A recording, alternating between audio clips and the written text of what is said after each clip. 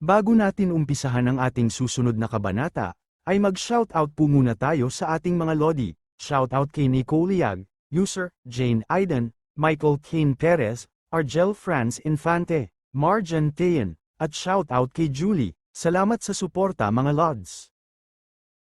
Sa pag-uumpisa ng ating karugtong na kabanata ay tinapos na ng ating bida ang mga balute na nakaabang sa gilid ng kanilang dinadaanan at may napansin si Anya sa mga balute na tinapos ng ating bida. At may pinakita si Anya na isang uri ng crystal sa ating bida. Napatingin ang ating bida kung anong uri ng crystal ang hawak-hawak nito. At napagtanto ng ating bida na iyon ang dahilan kaya ito gumagalaw. Sa pagkakahawak ng ating bida sa crystal na kinuha nito ay naalala nito, na ito ay ang energy core kung tawagin, at may mga enerhiyang namumuo sa crystal na hawak nito, ngunit itinapon niya din ito kaagad gawa ng isa ito sa mababang klase ng mga crystal, at nagulat si Anya sa kanyang nalaman gayong pinagkukuha niya ang mga ito, kaya noong nalaman nito na ito'y nasa mababang klase ng crystal ay itinapon niya din ang mga ito. Sa pagkakatapon ni Anya sa mga crystal ay sinabi nito ng ating bida na lumayo muna siya ng bahagya gayong may nakita itong isang kalaban na paparating, at sa pagdating ng kalaban ito ay nasa E-rank. Mamaya pa ay mabilis itong nakarating sa harap ng ating bida bagamat kalmado lang na nakatingin ang ating bida, sa pagwasiwas ng kalaban sa kanyang espada ay gumamit kaagad ang ating bida ng kanyang abilidad na Shadow Break para hindi ito matamaan. Sa paggamit nito ng Shadow Break ay nagulat ang kalaban dahil bigla itong naglaho sa harap niya, at sa isip-isip ng ating bida habang ito'y naglalaho at naging anino ay kailangan lang nitong kunin ang energy core sa katawan nito para ito'y hindi na makagalaw, at pumunta ang ating bida sa likod ng kanyang kalaban. Sa pagpunta nito sa likod ng kalaban ay pumakawala ito ng isang atake, batid dito ang pinsala na natamo ng kalaban ngunit buhay pa rin ito, at bigla itong nagalit. Sa pagkagalit nito ay nahawakan nito ang anino ng ating bida, sa pagkakahawak nito sa anino ng ating bida ay tinanggal nito ang kanyang Shadow Break dahil batid ng ating bida na pinuprotektahan nito ang crystal kaya hindi niya ito nakuha. At dahil doon ay napagtanto ng ating bida na gamitan na lang nito ang kanyang pisikal na lakas para ito'y tapusin.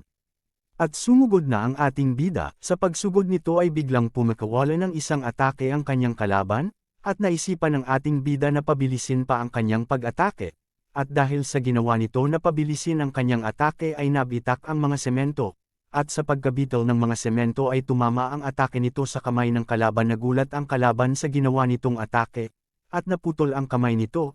Sa pagkaputol ng kamay nito ay tumalon ang ating bida para pumakawala ng kasunod na atake. Sa pagkakawala ng ating bida ng kasunod na atake gamit ang pisikal na lakas nito ay naiupi ang ulo nito, at ito'y bumagsak, at natalo ito ng ating bida. Sa pagkatalo ng kalaban ay tinanggal na nito ang kanyang balute para alamin ng ating bida kung ano ang crystal na napapaloob sa katawan nito, dahil batid ng ating bida na malakas ito, kaya maaring mataas ang uri ng crystal sa katawan nito. At bumungad sa ating bida ang kulay pula na crystal sa katawan nito, at ito ay nasa gitnang uri ng klase ng crystal, at may kasama ito. Nagulat ang ating bida kung ano ang malapad na bagay na kasama ng crystal, at kinuha ito ng ating bida. Sa pagkuha nito sa crystal ay inabot niya ito kay Anya. Natuwa si Anya sa crystal na ibinigay ng ating bida at sinabi na siya na ang bahala dito. Maya-maya pa ay nagtaka ang ating bida kung ano ang gamit ng tabletang nakuha nito, at batid ng ating bida na may karugtong ang tabletang nakuha nito, kaya tsaka niya muna iisipin kung ano ito. At kailangan muna ng ating bida na hanapin pa ang karugtong ng tabletang hawak nito para malaman ang impormasyon tungkol dito. At habang hawak-hawak ito ng ating bida ay bigla itong lumiliwanag, at sa pagliwanag ng tabletang hawak ng ating bida ay kasabay yumanig ang kalupaan. Nagulat ang ating bida at si Anya sa pangyayari dahil sa pagyanig ng kalupaan ay biglang lumitaw sa harap ng mga ito ang isang daanan papunta sa pinakababa nito. Maya-maya pa ay nawala na din ang liwanag ng tabletang bato na hawak ng ating bida, at nagtungo na si Anya at ating bida sa hagdanan nito pababa, at habang pababa na ang ating bida ay naisip ng ating bida baka ang dahilan kaya umilo ang tabletang bato na hawak nito ay dahil sa nagbibigay ito ng gabay kung saan ang karugtong nito. At dagdag pa ng ating bida na baka may mga malalakas na kalaban pa sa loob, at pinagpatuloy na nila ang pagbaba sa hagdanan. Maya-maya pa ay may naramdaman ang ating bida at sa naramdaman nito ang bumungad sa harapan nito ang madaming gagamba, at ito pala ay pugad ng gagamba, at napapaligiran na sila ng mga gagamba, at dahil sa napapaligiran na ang ating bida ay ibinigay nito kay Anya ang tabletang bato para hawakan niya muna ito at ingatan, at pinaaalahanan niya ito na huwag itong gagalaw sa kanyang kinatatayuan dahil siya na ang baalang kumalaban sa mga gagamba. At sumigaw na ang E-rank boss na Spider, sa pagsigaw nito ay sumugod na din ang mga kasamahan nito. Sa pagsugod ng mga ito ay ginamit na ng ating bida ang Shadow Break nito. Sa paggamit nito ng Shadow Break ay madali lang nitong napuksa ang mga alagad.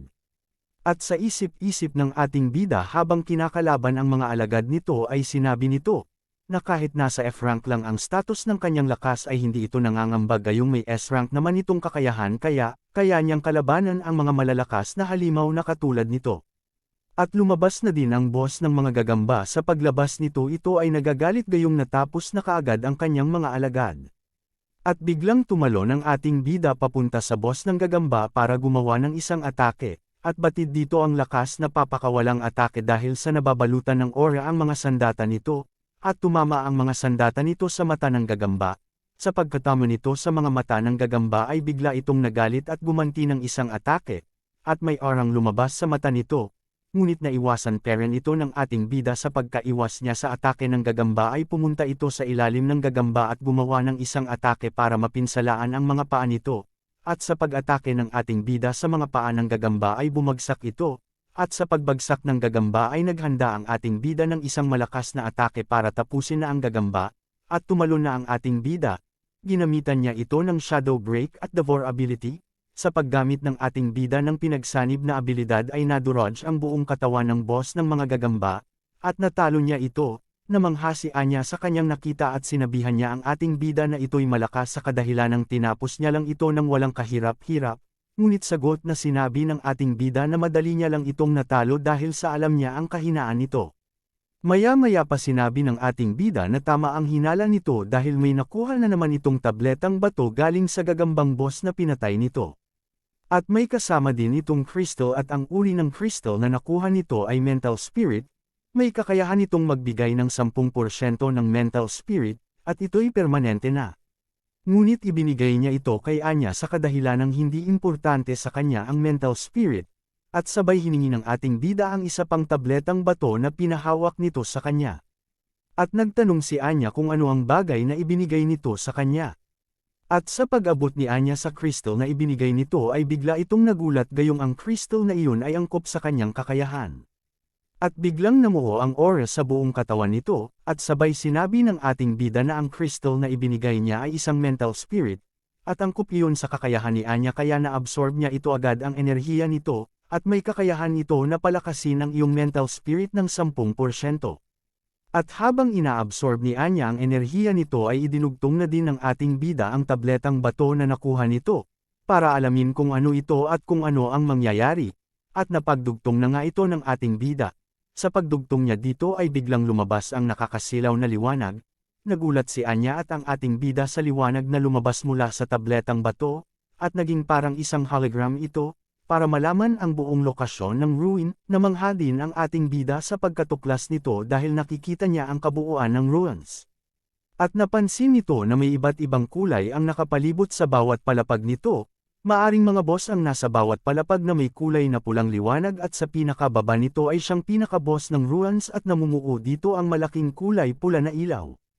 At sabay nakita ni Anya na walang daan sa mismong ikatlong palapag, kaya naguguluhan ito kung saan sila dadaan. At napansin din ito ng ating bida kaya nagtataka rin ito kung saan ang daan para makatungo sa pinakailalim ng ruins.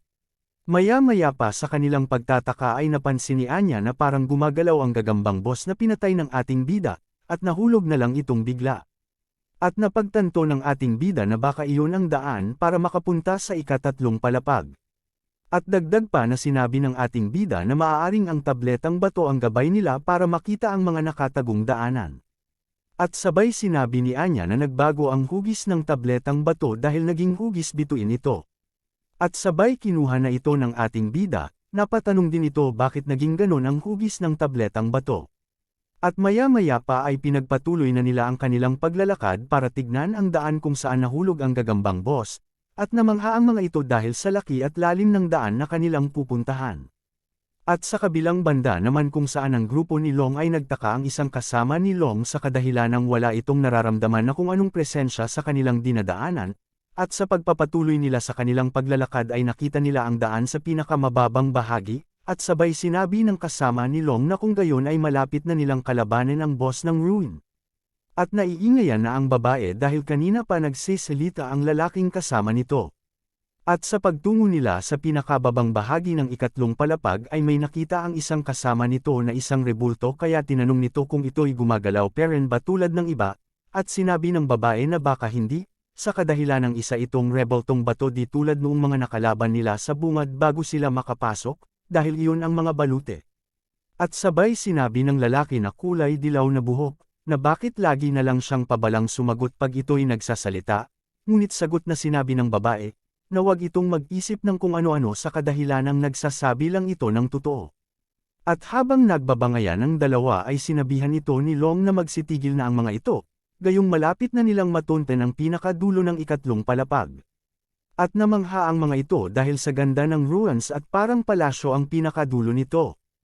At tinanong ng isang lalaki kung saan ang boss ng ruins dahil gusto nitong magpakitang gilas. At napansin ni Long at ng babae ang isang babae na hawak-hawak ang tabletang bato at ito'y nasa loob ng kabaong. At napatanong ito kung iyon ba ang Godstone na kanilang hinahanap, at sabay inutusan na ni Long ang matabang kasama nito na kahit anong mangyari ay protektahan nito ang tabletang bato. At sangayon na sagot nito, at sabay pabiro na sinabi ng kulay dilaw na buhok na wag itong maging zombie. Maya-maya pa ay inutusan niya ang dalawa niyang kasama na maghanda na ito dahil may mga daga itong nararamdaman sa kanilang likuran. At sumigaw na si Long at sinabi na Mags ilabas na ang mga ito gayong batid ni Long na alam nito na nagtatago lang ang mga ito sa malapit. At lumabas na nga ang mga daga na tinutukoy ni Long, sa paglabas nito ay sinabi nito na pinagtaksilan ng mga ito ang totoong Diyos kaya kailangan nila itong parusahan. At sarkastikong sinagot ito ni Long na ang organisasyon nila na laging nagtatago sa kadiliman ay nagpapanggap na isang Diyos, gayong dapat sa Ibernal ito nagtatago sa kadahilanang isa itong mga daga. Nagalit ang mga ito sa sinabi ni Long at sumugod na ang mga ito, at sabay nilabas na din ni Long ang kanyang abilidad, ito'y gumagamit ng apoy na kapangyarihan, sinabihan nito ang dalawa na protektahan nila ang kasama nilang mataba habang kinukuha nito ang tabletang bato, at sabay sumang-ayon ang dalawa. At sa kabilang banda naman kung saan ang ating bida, ay naglalakad peren ang mga ito pababa ng ikatlong palapag, at malapit na nilang matunten ang pinakababa nito, at napansin nila ang nakakakilabot na ore mula sa kabilang pintuan, at nagulat si Anya sa naging reaksyon ng ating bida. At sinabi nito na okay lang ito, ngunit sa isip-isip nito na biglang nag-react ng malakas ang evolution tree nito kaya batid ng ating bida na dahil ito sa presensyang lumalabas mula sa kabilang pinto. At sabay inutusan na ng ating bida si Anya na lumapit ito sa kanya dahil gagamitin na ng ating bida ang shadow break nito. At sa paggamit nito ng shadow break ay nakita nito ang isang uri ng plant monster, at ito'y higit na mas malakas kaysa sa nakalaban nitong Tyrant King Flower, napansin ng ating bida na may dalawang malaking sandata ang nasa tabi nito. At napag-isip-isip ng ating bida na lapitan niya ito gamit ang kanyang shadow break para ma-absorb niya ito nang hindi nito namamalayan, at para hindi na nito magawang makipaglaban, at para mag-evolve ang evolution tree pag ito'y na-absorb na niya, ngunit sa paglapit ng ating bida ay naramdaman nito na parang nadiscover siya nito sa kadahilanang nag-react ang plant monster sa paglapit ng ating bida. At nagtaka ang ating bida kung bakit siya napansin nito gayong nasa shadow break ito, sa pagkakadiscover ng plant monster ay pumasok ito sa loob ng malaking higanteng rebulto, at biglang gumalaw ang malaking rebulto. At dito na magtatapos ang ating kabanata mga Lodi, abangan ang susunod na kabanata. Pa-like and subscribe mga Lods, maraming salamat.